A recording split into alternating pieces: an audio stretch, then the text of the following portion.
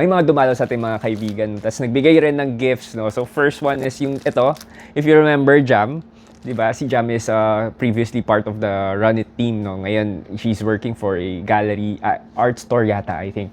Tapos nagbigay siya nito. This is called the Isdak, di ba? 2025. Tapos sabi niya, fish that looks lifeless but is never alone. It's actually a painting on canvas. Canvas siya, oh, pre. Ang ganda, di ba? Ang cute. Tapos di-display na natin siya. Ilalagay na natin siya dito sa sa fulfillment, sa headquarters natin para magkaroon naman ng design yung store natin, no.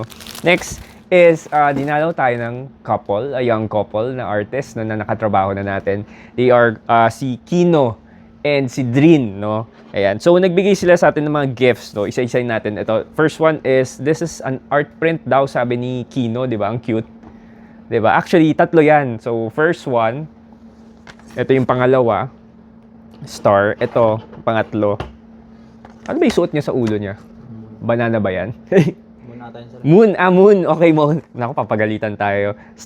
Moon, star, tsaka sun. Akala ko saging. Yung balat ng saging. Mali. Salamat, Kino. Ayan, ang cute. May lalagay na tayo sa tindahan natin. Tapos next one is from Drin, no? Ito, tingnan mo. Akala ko ako to, ako ba to?